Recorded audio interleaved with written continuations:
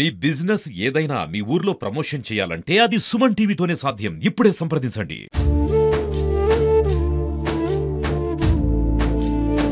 మావాడికి phone చేసేసి వాగు ఇక్కడ దాకా వచ్చిండ్రా, ఎవరికైనా ఫోన్ చేసి చెప్పు కాపాడని చెప్పిండు. అంతే, అదే వాయిస్ తోనే లోపల కొట్టుకుని వెళ్ళిపోయారు.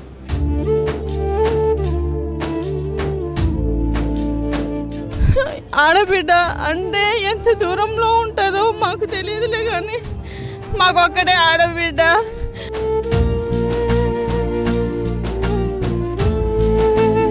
అసలు మా ఊరిలో పుట్టడం మా అదృష్టం.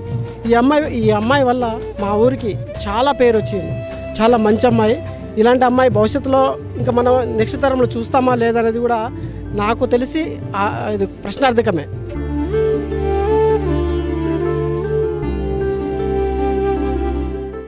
ఎవరి తలరాత ఎలా ఉంటుందో తెలియదు.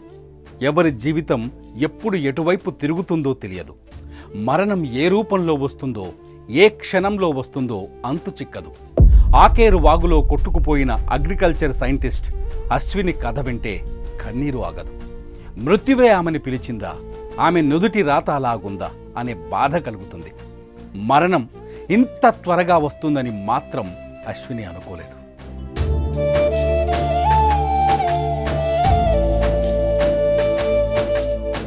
ఇంట్లో వాళ్ళు వద్దని చెప్పారు.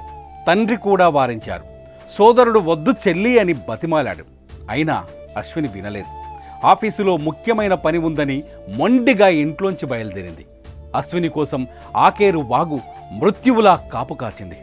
అశ్విని, ఆమె తండ్రి మోతీలాల్ ప్రయాణిస్తున్న కారు మహబూబాబాద్ జిల్లా మరిపెడ మండలం పురుషోత్తమాయగూడెం బ్రిడ్జిపైకి రాగానే వరద విరుచుకుపడింది. కారును నీరు చుట్టుముట్టడంతో భయంతో అశ్విని తన అన్న అశోక్కు ఫోన్ చేసింది. అతను 100కు డయల్ చేసి మళ్ళీ అశ్వినికి కాల్ చేసేలోపే ఆమె ఫోన్ ఆగిపోయింది. ఫోన్ మాత్రమే కాదు, ఆ క్షణంలో అశ్విని, తండ్రి మోతీలాల్ శ్వాస కూడా ఆగిపోయింది.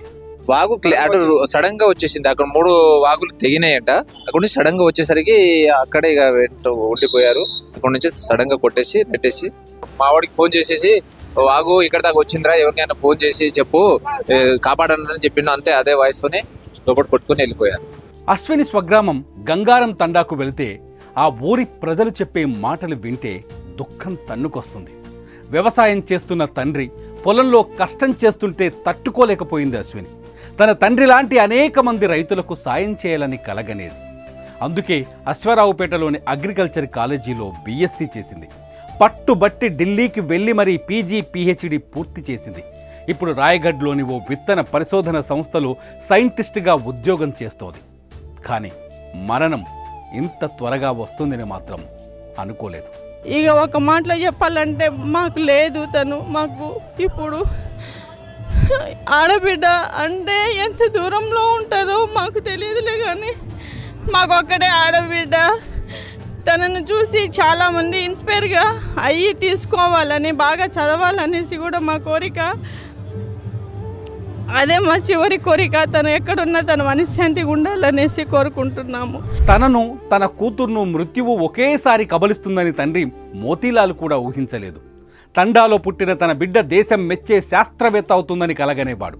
కొత్తగా నిర్మిస్తున్న ఇంటి డోర్కు తన కూతురు నేమ్ బోర్డు పెట్టి ఆ పేరు కింద అగ్రికల్చర్ సైంటిస్ట్ అని చూడాలి అనుకున్నాడు. ఇంటికి పునాది వేశాడు. కూతురు కోసం నేమ్ ప్లేట్ కూడా రెడీ చేశాడు. కానీ అతని కల నెరవేరనే లేదు. ఆకేరు వాగులో తమని జీవితం ఆగిపోతుందని ఆలోచించలేదు. కూతురుతో పాటే తండ్రి మోతీలాల్ కూడా వాగులో కొట్టుకుపోయాడు. చాలా మంచి అమ్మాయి, తెలివిగల అమ్మాయి. ఈ అమ్మాయిని కోల్పోవడం చాలా బాధాకరణం.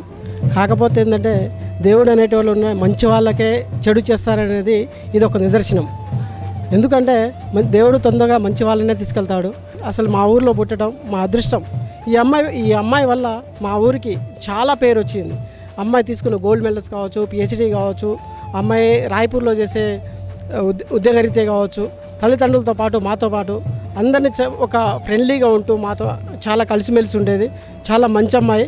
ఇలాంటి అమ్మాయి భవిష్యత్తులో ఇంకా మనం నెక్స్ట్ తరంలో చూస్తామా లేదనేది కూడా నాకు తెలిసి ఇది ప్రశ్నార్థకమే. మోతీలాల్ది వ్యవసాయ కుటుంబం. గంగారం తండాలో కష్టపడి బతికిన మనిషిగా గుర్తింపు ఉంది. కొడుకు అశోక్ కుమార్ను, కూతురు అశ్వినిని ఎంతో కష్టపడి చదివించాడు. ప్రభుత్వ హాస్టల్లో ఉంటూ తండ్రికి కష్టం కలగకుండా చదువుకున్నారు. పిల్లలిద్దరికీ ఉద్యోగాలు రావడంతో ఆ తండ్రి ఇప్పుడిప్పుడే సంతోషంగా ఉన్నాడు. కొడుక్కి పెళ్లి సంబంధం రావడంతో గత నెల 29న నిశ్చితార్థం జరిపించాడు. అశ్విని కూడా నిశ్చితార్థానికే వచ్చింది.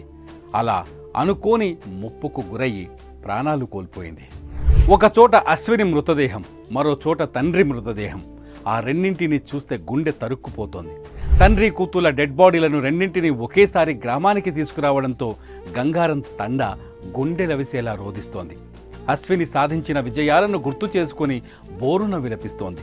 చిన్నప్పటి నుంచే అశ్విని అన్నింటిలో చురుకుగా ఉండేదని చెబుతున్నారు. చదువుతున్న సమయంలోనే యూనివర్సిటీలో గోల్డ్ మెడల్ సాధించిందని గుర్తు చేసుకుంటున్నారు. అశ్విని బతికుంటే తమ ఊరికి మంచి జరిగేదని చెబుతున్నారు. వ్యవసాయ శాస్త్రవేత్తగా ఎంతో ఎత్తుకు ఎదుగుతుందని కలగన్నామని, మరణం ఇంత త్వరగా వస్తుందని ఊహించలేదని చెబుతున్నారు. Personally, like we are seeing her as a very good girl. Like she is kind of ideal for everyone. Like people are thinking like if girl is there, like she should be like this. And she is very motivated to others. Yeah, so she was very motivating, and she was having very positive aura. So people were liking that, and people were like to be around her.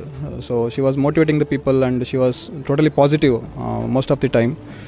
So that's what we always remember about her. So this is very unfortunate event, and we lost one of the maybe one of the greatest scientist, future agriculture scientist we lost. So it's very unfortunate. And coming from this very humble background, from here to reaching there, it's not very easy task. Yes.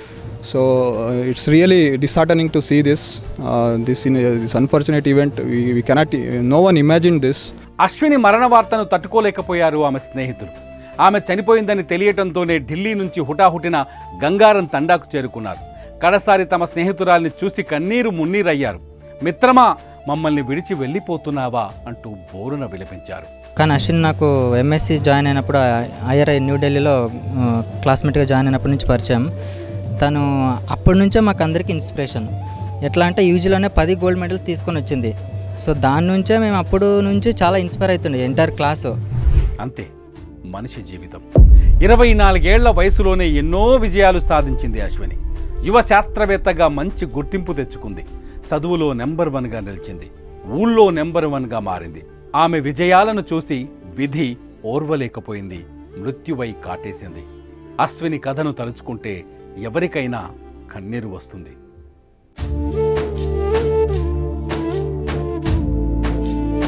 మావాడికి phone చేసేసి, వాగు ఇక్కడ దాకా వచ్చిందిరా, ఎవరికైనా phone చేసి చెప్పు కాపాడని చెప్పిండు. అంతే, అదే వాయిస్ తోనే లోపల కొట్టుకుని వెళ్ళిపోయారు.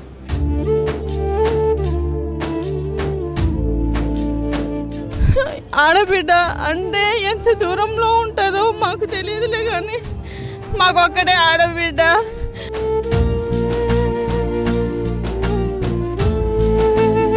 అసలు మా ఊరిలో పుట్టడం మా అదృష్టం. ఈ అమ్మాయి వల్ల మా ఊరికి చాలా పేరు వచ్చింది. చాలా మంచి అమ్మాయి. ఇలాంటి అమ్మాయి భవిష్యత్తులో ఇంకా మనం నెక్స్ట్ తరంలో చూస్తామా లేదనేది కూడా నాకు తెలిసి ఇది ప్రశ్నార్థకమే.